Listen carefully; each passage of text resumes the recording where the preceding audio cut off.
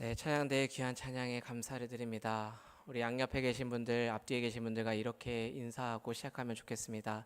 더욱 믿음 굳세게 삽시다. 이렇게 인사합시다.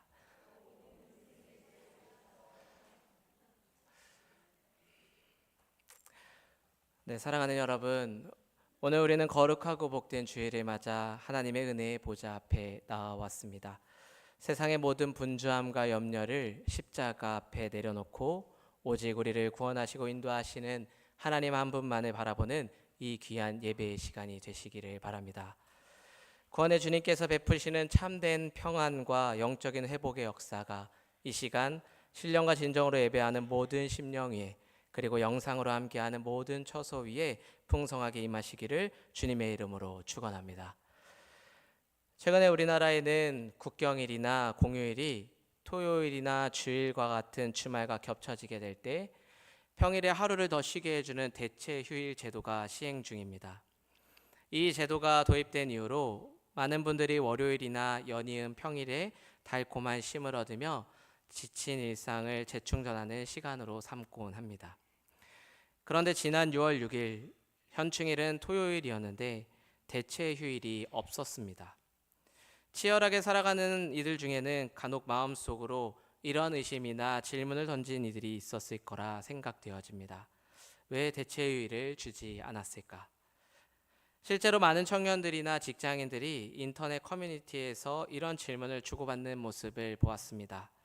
그리고 그 가운데에는 6월 3일 수요일에 지방선거가 있었고 그때 쉬었기 때문에 주지 않았다는 추측도 보았습니다. 여러분은 왜 대체휴일이 없었는지 알고 계실까요? 결론부터 말씀드리면 이는 우리나라의 법률이 지정한 국경일의 성격과 깊은 관련이 있습니다. 대한민국에는 법으로 지정된 5대 국경일이 있습니다. 3.1절, 제헌절, 광복절, 개천절, 한글날입니다. 국경일이란 단어 그대로 국가의 경사스러운 날을 기념하는 날이죠. 민족적으로 너무나 기쁘고 축하할 만한 기념비적인 날이기에 법정 국경일로 삼고 국가적인 축제와 행사를 개최하며 대체휴일의 혜택도 폭넓게 적용하는 것입니다. 그런데 여러분, 현충일은 국경일이 아닙니다. 현충일은 나라를 지키기 위해 국토방위에 목숨을 바친 순국 선열과 호국 영령의 고귀한 충성을 기리고 그분들의 숭고한 희생을 기억하며 추모하는 국가 추념일입니다. 즉 기뻐하고 축하하는 경사스러운 날이 아니라 옷깃을 여미고 경건하게 슬픔과 감사를 되새기는 날입니다. 그렇기에 축제와 축하의 성격을 지닌 대체 휴무 제도가 적용되지 않는 것이 그날이 가진 본질에 부합하는 당연한 결과인 것입니다. 이처럼 우리가 지키는 모든 기념일은 과거에 일어났던 중대한 사건을 잊지 않고 기념하기 위해 구별된 시간입니다. 기념일마다 내포하고 있는 역사와 성격이 다르기 때문에 이를 대하는 성숙한 시민이라면 단순히 이날을 빨간 날, 노는 날, 쉬는 날로만 치부해서는 안 됩니다. 그날이 가진 깊은 의미와 배경을 알고 그 의미에 합당한 태도와 마음가짐을 갖추는 것이야말로 성숙한 사회 구성원의 태도라고 말할 수 있을 것입니다. 사랑하는 여러분, 그런데 세상의 기념일도 이토록 분명한 의미와 합당한 자세를 요구하는데 하물며 하나님 나라의 거룩한 백성인 우리가 영적으로 반드시 기억하고 지켜야 할 하나님이 정하신 날의 무게는 얼마나 더 장엄하겠습니까? 오늘 우리가 함께 읽은 본문 말씀 출애굽기 12장에는 이스라엘의 역사 전체를 관통하는 가장 중요한 기념일을 하나님께서 말씀하셨습기다. 바로 하나님의 나라로 백성들을 인도하시기 위해 구원의 약속을 성취하신 유월절입니다. 출애굽기에는 하나님께서 이스라엘 백성을 애굽의 압제에서 구원하시기 위해 엄청난 규모로 역사하시는 장면들을 수없이 마주하게 됩니다. 이 기적 같은 일들은 430년이라는 장구한 세월 동안 애굽의 압제 밑에서 노예가 되어 신음하며 소망 없이 살아가던 이스라엘 백성들에게 단순히 정치적인 해방이나 공간적인 이동을 선언하신 것을 훌쩍 뛰어넘습니다. 그리고 그 대표적인 사건이 이스라엘의 달력 자체를 바꾸어 버리는 유월절인 것입니다. 오늘 읽은 말씀 1절과 2절의 첫 장면부터 이달을 너희에게 달의 시작 곧 해의 첫 달이 되게 하라고 하나님께서는 말씀하셨습니다. 이 말씀을 통해 모세와 아론에게 새로운 역법, 즉 새로운 달력을 소개하는 장면으로 이야기를 시작하고 이 시작되는 이야기를 우리는 굉장히 놀랍게 몰입하는 순간을 마주합니다. 6월절의 이야기는 역법을 바꾸시는 하나님의 말씀을 통해서 이집트에서 살던 노예의 삶과는 전혀 다른 삶을 영위하실 것이라는 영적인 선포로 시작되는 것입니다. 인간의 자연적 시간 흐름이나 세상의 계절 혹은 애굽이라는 세상 제국이 정해놓은 풍요와 농경의 타이밍을 따르던 옛 삶을 완전히 청산하고 이제부터는 오직 하나님의 역사, 하나님의 구원, 하나님이 일하시는 영적 타이밍에 근거하여 새해의 첫날을 삼으라는 하나님의 강력한 선언인 것입니다. 그렇다면 왜 하나님께서는 이스라엘 백성들에게 새해가 시작될 때마다 매년의 첫 머리가 돌아올 때마다 이 유월절을 가장 먼저 기억하고 기념하라고 하셨을까요? 그들이 대대손손 자녀들에게 전해야 했던 유월절의 진정한 영적 의미는 무엇이고 하나님께서 지시하신 구체적인 제사법과 식사 방식에는 오늘날 교회 공동체로 모여 주일마다 예배하는 우리를 향한 어떤 깊은 비밀이 숨겨져 있을까요? 저는 오늘 선포되는 이 말씀을 통해 유월절을 이해하는 세 가지 요소에 대해서 전해드리고 우리 신앙의 기초를 다시 세워 성숙한 그리스도인의 영적 태도가 무엇인지를 함께 묵상하는 은혜의 시간이 되기를 간절히 바랍니다. 첫 번째로 유월절 제사의 제물인 흠없는 어린 양에 대한 이해입니다. 하나님께서는 이스라엘의 새로운 달력의 첫 달 열흘에 각 가족대로 식구의 수에 맞추어 한 마리의 양을 취하라고 구체적으로 명령하셨습니다. 그런데 여기서 우리가 주목해야 할 핵심은 5절 말씀에 있습니다. 하나님께서는 바쳐질 대속제물의 자격 조건을 지극히 엄격하게 규정하셨는데요. 5절 말씀에 보면 너희 어린 양은 흠없고 1년 된 수컷으로 하되 양이나 염소 중에 취하라고 하셨습니다. 제물로 바쳐질 어린 양은 신체적으로 그 어디에도 상처나 털 한 올의 결점이 없는 상태, 질병이나 연약함이 전혀 없는 완벽한 상태, 즉 흠이 없는 것이어야만 했습니다. 왜 이것이 하나님 앞에 그렇게 중요했을까요? 훗날 시내산에서 모세를 통해 주신 성막의 율법이 기록된 신명기 17장 1절에 보면 하나님께서는 단호하게 이와 같이 말씀하십니다. 흠이나 악질이 있는 소와 양은 아무것도 내 하나님 여호와께 드리지 말지니 이는 내 하나님 여호와께 가증한 것이 됨이니라. 공의로우시고 거룩하신 하나님 앞에는 눈먼 것, 다리 저는 것, 병든 것과 같이 인간도 받지 않을 가치 없고 흠이 있는 제물을 결코 드릴 수 없기 때문입니다. 오직 완전하고 깨끗한 제물만이 거룩하신 하나님의 존전 앞에 연락될 수 있습니다.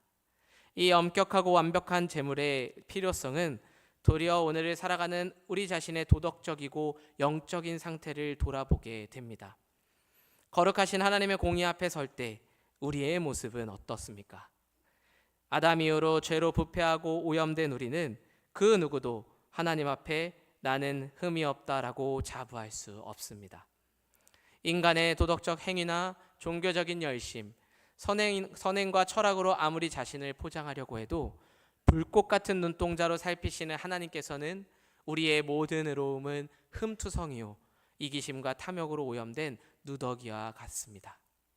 로마서 6장 23절의 바울의 표현을 따르면 죄의 삭은 사망이기에 스스로 흠이 가득한 인간은 죄의 문제를 스스로 해결할 수 없으며 스스로를 구원할 수 없는 전적으로 부패하고 비참한 존재들입니다. 그러므로 죄인인 우리에게는 우리의 모든 죄를 대신 짊어지고 하나님의 공의를 만족시켜줄 완전한 대속물, 전혀 오염되지 않는 흠없는 희생제물이 절대적으로 필요합니다.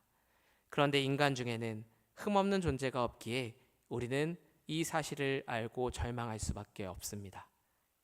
그러나 우리는 이 진리의 말씀을 알고 있습니다. 이스라엘 백성이 유월절마다 잡았던 그 수많은 어린 양들은 장차 인류의 근본적인 죄의 문제를 해결하기 위해 이 땅에 오실 참된 대속제물의 영적인 모형이었습니다.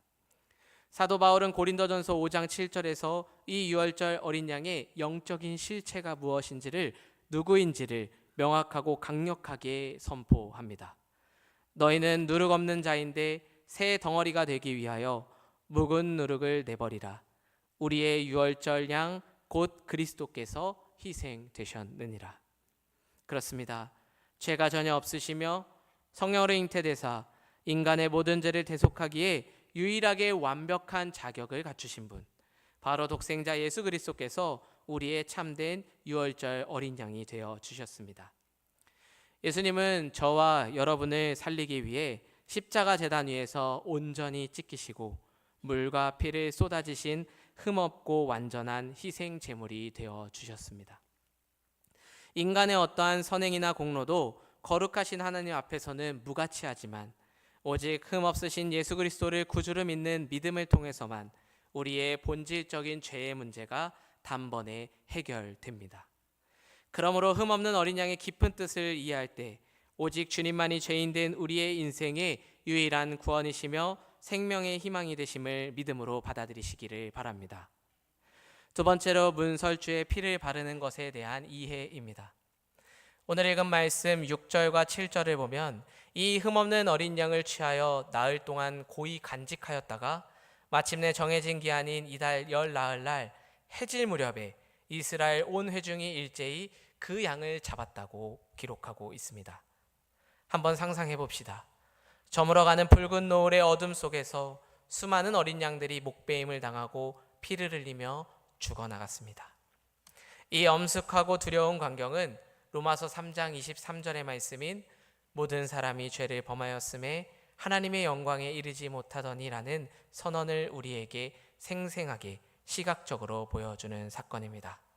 주님이 계시지 않았더라면 우리는 아마 그 저물어가는 붉은 노을의 어둠 속에서 심판을 받아 마땅한 죄인이었을 것입니다. 죄를 지은 인간은 본래 하나님의 두려운 진노와 영원한 형벌 속에 죽임당에 마땅한 존재들입니다. 흠없는 어린 양의 잔인한 죽음은 바로 내가 내 죄로 인해 저 제단에서 저렇게 피 흘려 죽어야 마땅한 죄인이라는 사실을 생생하게 고발하는 것입니다. 그리고 동시에 심판받아 마땅한 죄 많은 백성들을 대신하여 아무 죄도 없고 흠도 없는 존귀한 생명이 대속의 제물로 피를 흘려야만 비로소 구원의 길이 열린다는 준엄한 영적 법칙을 보여주셨습니다. 피 흘림이 없은즉 사함은 없기 때문입니다. 그런데 하나님은 양을 잡는 제사의 행위만으로 구원이 자동적으로 완성된다 하지 않으셨습니다. 본문 7절에서 매우 중요한 실제적인 적용의 명령을 내리십니다. 그 피를 양을 먹을 집 좌우 문설주와 임방에 바르라. 문설주는 집 문과 좌우 기둥을 말하고 임방은 문에 가로지르는 윗부분을 뜻합니다. 즉 집을 출입하는 문을 둘러 어린 양의 피를 적셔 바르라는 명령입니다. 아무리 양을 정성껏 잡았더라도 그 피를 그저 대접이나 양동이에만 담아두거나 방치해 둔다면 아무런 구원의 효력이 없었을 것입니다. 구원은 하나님의 말씀을 믿고 자기 집문에 직접 손을 대어 바르는 구체적인 순종이 수반되어야 합니다. 이것이 심판과 구원에 대한 철저한 믿음의 순종을 의미합니다. 그 밤에 애굽 전역에 하나님의 무서운 죽음의 사자가 돌아다니며 모든 처음 난 것들을 심판하실 때 문설주에 피를 바른다는 것은 우리는 하나님의 진노의 심판을 피할 수 없는 죄인이지만 하나님께서 계시하신 대로 이 대속제물의 피를 보시고 우리를 구원하실 줄 믿습니다 라는 신앙의 고백이었습니다. 하나님께서 하신 약속의 말씀을 100% 신뢰하며 심판이 유보되고 넘어갈 것을 믿는 자만이 비로소 말씀에 순종하여 그 붉은 피를 손에 묻혀 문설주에 바를 수 있었던 것입니다. 그 결과가 어떻게 나타났습니까? 이스라엘 백성들이 대단한 도덕적 의로움을 지녔거나 애굽 사람들보다 혈통적으로 착해서 구원을 받은 것이 아닙니다. 그 밤에 이스라엘 백성들이 그리고 그들의 집이 심판을 면하고 살 수 있었던 유일한 차별점과 유일한 이유는 오직 하나님의 말씀을 믿고 대속제물에 피를 바르는 그 믿음, 그 오직 믿음 하나 때문이었습니다. 믿음으로 대속의 피 아래 거할 때 심판의 재앙이 그 집을 넘어간 것입니다. 이처럼 유월절은 인간의 공로가 아니라 오직 하나님이 예비하신 대속제물의 피를 믿는 믿음 안에서, 그리고 그 말씀에 순종할 때 완전한 구원이 성취되는 날임을 우리에게 똑똑히 보여주십니다. 오늘날 우리도 내 의가 아니라 예수의 피를 우리 영혼에 바르는 믿음, 자기를 부인하고 자기 십자가를 지고 주님을 따르는 순종으로 하나님의 심판이 우리에게서 넘어갔음을, 하나님의 나라로 우리가 구원받았음을 기억하시는 성도님들이 되시기를 바랍니다. 세 번째로 유월절 식사에 대한 이해입니다. 오늘 읽은 본문 말씀 8절에서 11절 말씀을 보면 하나님은 이 긴박한 구원의 밤에 어린 양의 고기를 어떻게 조리하고 어떤 방식으로 먹어야 하는지를 독특하고 이례적인 식사의 규례를 지시하십니다. 날 것으로 먹거나 물에 부드럽게 삶아서 먹지 말고 오직 머리와 다리와 내장을 다 통째로 불에 구워 먹으라고 하십니다. 그리고 반드시 무교병, 즉 효모, 누룩이 넣지 않아서 부풀지 않고 딱딱한 맛없는 빵과 쓴 나물을 함께 곁들여 먹으라고 명령하셨습니다. 왜 하필 누룩이 없는 무교병이며 입에 쓴 나물일까요? 무교병을 먹으라는 것과 본문 11절에 등장하는 말씀은 일맥상통합니다. 허리에 띠를 띠고 발에 신을 신고 손에 지팡이를 잡고 급히 먹으라. 누룩을 넣어 빵이 부풀어 오르기를 한가하게 기다릴 시간조차 없을 만큼 하나님의 구원의 지시와 사인이 떨어지면 단 1초도 지체하지 않고 미련 없이 죄악 가득한 세상인 애굽을 떠날 영적인 준비를 갖추라는 뜻입니다. 이는 마가복음 13장에서 예수님의 가르침을 이해하는 데 큰 도움이 됩니다. 주의하라, 깨어있으라, 그때가 언제인지 알지 못함이라. 그리스도인은 세상의 미련을 두고 주저앉는 자가 아니라 언제나 구원의 방주를 향해, 약속의 땅을 향해, 하나님의 나라를 향해 즉시 나아갈 수 있는 영적인 군사로 대기해야 함을 가르쳐 주시는 것입니다. 이어 함께 먹는 쓴 나물은 이스라엘 백성들이 지난 430년 동안 애굽의 가혹한 압제 아래에서 겪어야 했던 눈물과 한숨, 쓰라린 노예 생활의 고통을 뼈저리게 상기시키기 위한 의도적인 장치입니다. 쓴 나물을 입에 넣고 씹으며 그들은 인내함으로 떠오르고 고백했을 것입니다. 맞아, 우리가 하나님의 은혜가 아니었다면, 하나님의 구원이 아니었다면 이 지독하고 쓰라린 고통의 굴레 속에서 우리와 우리의 자손들이 영원히 종노릇 하다가 비참하게 죽어갈 인생들이었겠지 하고 말입니다. 결국 유월절 식사는 단순하게 배를 채우거나 즐기는 축제의 만찬이 아니었습니다. 하나님께서는 이 식사를 통해 이스라엘 백성이 처했던 비참한 과거와 전적인 구원의 감격을 온몸의 미각과 감각을 통해 대대손손 기억하고 상기하게 만드는 거룩한 영적 교제의 시간으로 삼으셨습니다. 이 원리는 오늘날 십자가의 은혜로 구원받은 우리 그리스도인들에게도 동일하게 적용됩니다. 우리는 하나님께 예배하고 교제하는 주의를 통해 구원받기 전 우리가 영적으로 얼마나 비참하고 소망 없는 죄의 종노릇을 하고 있었는지 그 죄의 쓰라림을 반드시 기억하고 구원의 감격을 회복하는 시간을 갖습니다. 히브리서 9장 14절은 단번에 이루신 대속의 효력을 이와 같이 대담하게 선포합니다. 하물며 영원하신 성령으로 말미암아 흠없는 자기를 하나님께 드린 그리스도의 피가 어찌 너희 양심을 죽은 행실에서 깨끗하게 하고 살아계신 하나님을 섬기게 하지 못하겠느냐.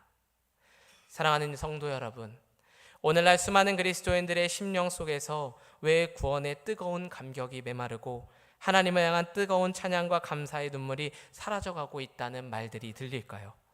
그것은 바로 자신이 지은 죄의 무게와 비참함을 점점 대수롭지 않게 여긴 쉬고 싶고 즐기고 싶은 게으름 때문이라 생각되어집니다. 실제로 몇 해 전 발병한 코로나로 인해 우리는 주일 예배를 드리는 모습이 자유로워졌고 편해졌습니다. 상황이 여의치 않으면 온라인으로 예배 드릴 수도 있고 사람의 일정에 맞춰 예배의 일정을 맞출 수 있게 되었습니다.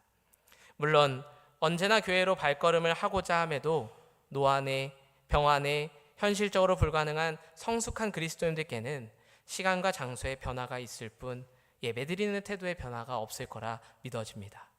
그러나 그 예배의 태도를 올바로 세우지 못한 이들에게, 자라나는 세대에게, 의미를 모르고 공휴일에는 쉬기만을 원하는 이들에게 이러한 변화는 오히려 죄를 의식하고 구원의 은혜를 회복하는 기쁨으로부터 점점 멀어지고 있음을 보게 됩니다. 사탄의 세력은 편해진 우리의 마음을 유혹하여 깊은 죄의 구렁텅이에 빠져 있는지를 망각하게 하고 구원의 은혜를 잊게 합니다. 저는 이 묵상이 저 자신에게 무교병처럼 쓴나물처럼 제 영혼의 폐부를 찌르는 듯한 말씀이 되어 왔습니다. 그리고 청교도 신학자 토머스 왓슨에 져서 회개에서 안일한 폐부를 찌르는 한 문장이 떠올랐습니다. 죄가 우리에게 쓰게 될 때까지 그리스도는 결코 달지 않을 것이다. 죄의 종노릇하던 시절의 쓴나물과 같은 고통과 영원한 파멸의 비참함을 깊이 깨닫고 애통해야 하는 심령만이 비로소 심판에서 건지시기 위해 독생자를 내어주신 그 크신 은혜와 사랑을 세상 무엇과도 바꿀 수 없는 존귀한 가치로 영접할 수 있습니다. 그러므로 예배하는 이 시간을 통해 우리의 옛사람의 비참함을 기억하며 십자가의 보혈의 은혜와 그 사랑과 그 구원의 감격을 회복하는 우리 귀한 성도님들이 되시기를 주님의 이름으로 축원합니다. 이제 말씀을 정리하고자 합니다. 오늘 말씀을 통해 유월절의 흠없는 제물, 피를 바르는 믿음, 정하신 식사의 규례를 따르는 행함에 대해서 나누었습니다. 오늘 본문의 말씀을 통해 단순히 유월절을 이해하는 것에 멈추지 않고 우리 신앙의 기초를 다시 잡아가는 기회로 삼으시기 바랍니다. 이후에 유월절을 기념하는 이스라엘 백성들은 어떤 모습으로 하나님께 나아갔을까요? 오늘 우리가 읽은 본문 뒤편 출애굽기 12장 26절에서 28절은 이스라엘 자손들이 구원하시는 하나님 앞에 성숙한 태도를 가지고 이 날을 기념하도록 자녀들에게 가르치며 머리 숙여 경배함으로 명령하신 대로 행했다라고 기록되어 있습니다. 성숙한 그리스도인은 문을 나서는 순간 다시 옛사람으로 돌아가는 연약한 자들이 아닙니다. 삶의 자리에서도 명령하신 엄격한 말씀대로 피 한 방울, 쓴나물 하나까지 그대로 순종하여 행하는 사람들입니다. 머리 숙여 경배하고 삶으로 나아가 그대로 행하는 이 모습이야말로 예배자의 삶을 살아내는 성숙한 그리스도인의 모습인 줄 믿습니다. 앞서 저는 말씀을 시작하며 세상의 기념일은 날의 성격을 알고 행하는 태도가 성숙한 시민의 도리라고 말씀드렸습니다. 이스라엘 백성들에게 유월절을 매년 새해 첫 머리에 기념하라고 하신 목적도 바로 여기에 있습니다. 오늘날 교회가 유월절을 지키지는 않습니다. 그러나 그 의미를 이해할 때 매주 주일에 예배드리는 우리의 태도를 한 번쯤 돌아보는 기회가 되셨으면 좋겠습니다. 주일은 단순히 빨간 날, 쉬는 날이 아닙니다. 우리들이 피로 구원받은 거룩한 존재임을 자각하고 하나님이 누구이시며 그분이 우리 인생 가운데 얼마나 놀라운 구원의 편파를 행하셨는지를 말씀을 듣고 찬양하며 교제함으로 우리가 함께 기념하는 날입니다. 주님을 향한 뜨거운 경배와 말씀에 대한 타협 없는 순종이야말로 오늘날 성숙한 그리스도인들이 천국에 가는 그날까지 취해야 할 마땅한 신앙의 태도입니다. 오늘 말씀이 저는 특별히 점점 시대적으로 예배를 편하게 드릴 수 있는 그 환경을 살아가는 우리 주의 청년들이 마음에 새겼으면 좋겠습니다. 그리고 인내함으로 새벽 이슬 같은 청년들이 인류 구원의 환상을 보고 하나님의 기적을 이루는 세대가 되기를 축복합니다. 사랑하는 여러분, 이번 한 주간 세상 가운데 나아가 삶을 살아내실 때 우리가 죄의 비참한 종노릇을 하던 영적 쓴나물의 시절을 돌아보고 구원의 첫사랑과 그 은혜의 감격을 뜨겁게 회복하는 시간이 되시기 바랍니다. 그리하여 하나님께 기쁨이 되고 세상에는 빛이 되는 이 시대의 성숙한 그리스도인 구원의 백성들이 모두 되시기를 우리 주 예수 그리스도의 이름으로 간절히 축원합니다. 우리 시간 함께